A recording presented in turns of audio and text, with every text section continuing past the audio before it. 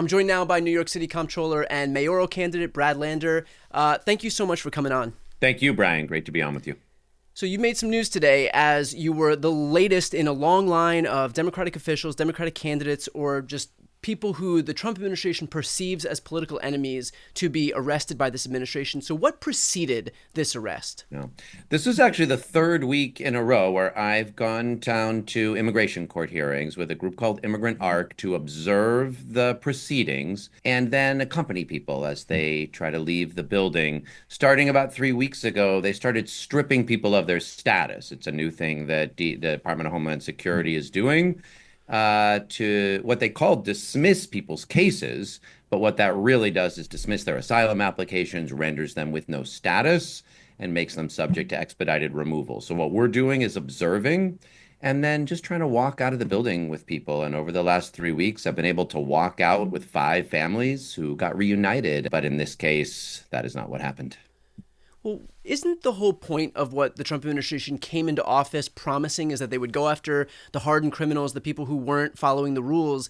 Aren't these inherently the opposite? These are the folks who are showing up to their hearings. Aren't these the people that are following the rules? The people who the Trump administration claims are actually doing the thing that the Trump administration claims are actually Yes. following the law? Yes, every one of these families, checked in when they crossed at the border, showed up for their hearing. Most of them have submitted asylum applications and are deserve under international law what's called a credible fear hearing to understand whether they have a grounded credible fear of persecution if they're deported. And what is happening here is they are being stripped of their rights to that due process hearing. And yes, these are not folks who have been accused of any crime.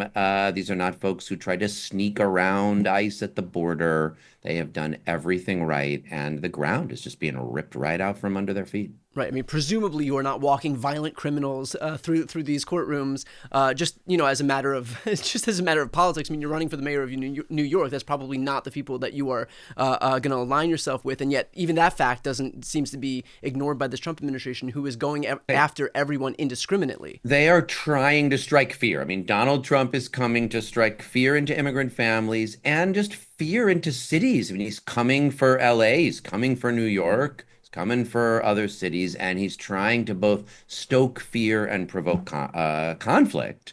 And so what I was trying to do, what we're trying to do as volunteers is bring a little clarity. These folks have no idea what's going on. To say, we're dismissing the case sounds good. And the case actually before the one that I got arrested for, where I also tried to walk the gentleman out of the building, his native language is Yoruba.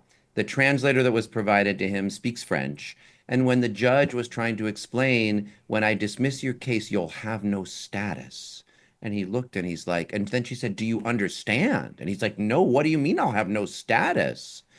And, so yes, what we're trying to do is give people a little understanding, allay that fear, and then just help them have the due process that they're due. But yes, what Donald Trump wants is for everyone to be afraid, for conflict to be stoked, and for those due process rights, for the rule of law to be undermined. And that's why I thought, as an elected official in New York City, starting 3 weeks ago, when I heard about this, I should, get my ass down there and do what I can for for these families and for the rule of law in New York City. I agree with you that Donald Trump's whole goal here is to stoke fear. He wouldn't do this if that wasn't the goal, because that's clearly the result of this. Why do you think it is that in a situation where he could choose to do this in a way that is, even with a modicum of empathy, he's instead going this route?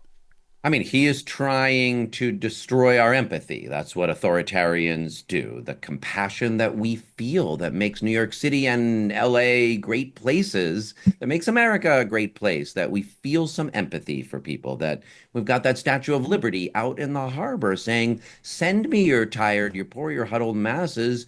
That is what American democracy is built on. In my mind, that's what New York City is built on. That's why I love it. And he hates it. And what he wants to do is erode our empathy, give some folks, give people someone to blame for the troubles they're actually feeling of being able to afford a place to live or the other challenges folks are facing. And like that's what fear does. Do you think it was a distraction that really this came to a head in the immediate aftermath of that really bad week for Trump politically, where he had his fallout with Elon Musk? The budget bill was becoming increasingly unpopular. It became clear that it would add trillions to the deficit, also that it could offset a tax cut for millionaires and billionaires while stripping healthcare away from 14 million Americans and food assistance away to the tune of $300 billion.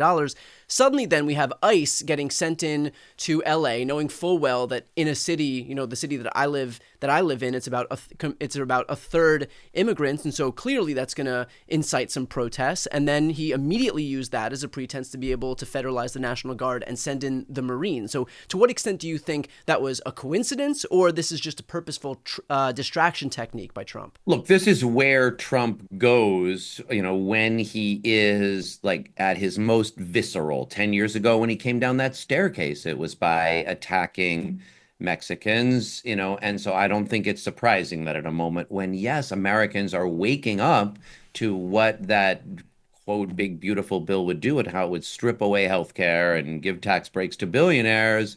And he's thinking, what do I do to, have people focus on what I want? That he ratchets up, sends in the National Guard, tries to ratchet up aggressive deportations. Yeah, I think that's probably right.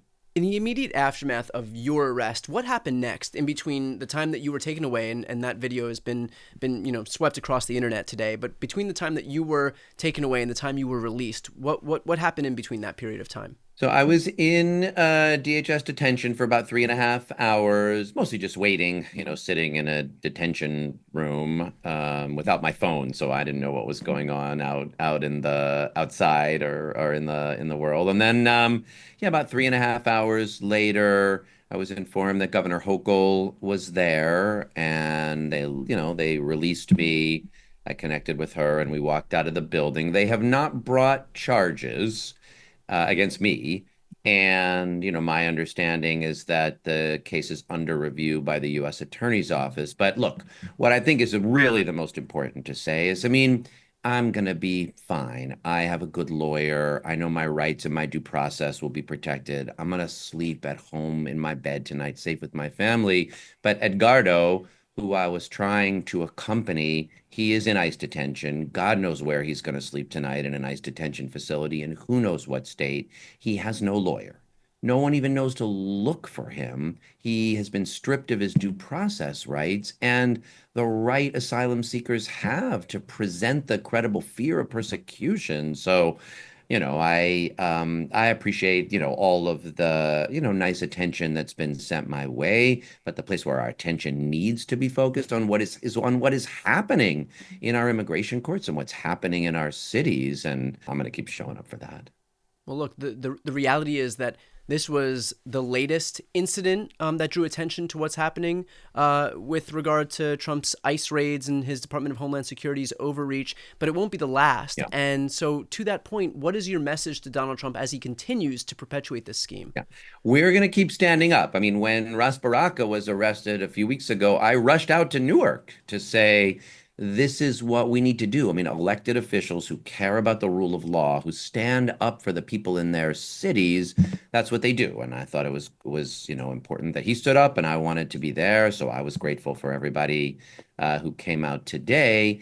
And we've got to stand up. Our democracy is under threat right now. Like this is, when you have that poem, like first they came for the communists, and I didn't speak up because I was not a communist. And then they came for the trade unionists, and then they came for the Jews, and then they came for me, and there was no one left to speak up. This is the time to stand up. So I will be back, doing the observation and watching. I'd urge others to find ways to do it. I was out in the streets as part of the New King's March over the weekend. We had, I think, 75,000 people here, and it was a beautiful march with so many people. I think there are other ways it's important to show up, and this is one of them. And so I'll keep doing it, and I hope others will as well. And of course, you're running for the mayor of New York. And so, what's your message to New Yorkers in light of what happened today? Yeah, Donald Trump is going to keep coming for us. Like we can see it with our eyes. You can look at what happened in LA, but you can also look at what's happening right here and coming for our immigrant neighbors, coming for our budget. You know, Trump and Musk stole $80 million from New York City a couple months ago. It was my office that found it, and I forced the mayor into court to get it back. That is going to keep happening. They're going to keep coming for our neighbors, for the people we care about, for our budgets, for our health care, for our housing, for our education money, for the rule of law. So yes, I mean, I think all elected officials, like I did this today in my role as New York City controller, but I believe our city needs a mayor who will stand up to Trump on behalf of the values that are reflected in that statue in the harbor. We don't have that in Eric Adams, who made a corrupt bargain with Donald Trump to sell out immigrant New Yorkers. And we sure would not have it in Andrew Cuomo, who I don't know if folks saw this, but on the debate stage last week, we all got asked, how will you stand up to Trump? And, Cuomo has this idea that you like do it by like poking a finger in people's chest. But I asked him about these immigrant subway cleaners, who he forced the MTA to hire during the pandemic and then cheated out of the prevailing wages and healthcare they were due. And my office is responsible for enforcing the prevailing wage. So I asked him about that. And somehow out of his mouth came the words illegal immigrants. And I could tell what he was worried about was not that they had been cheated out of their pay or their health care or their due process, but that he might look bad.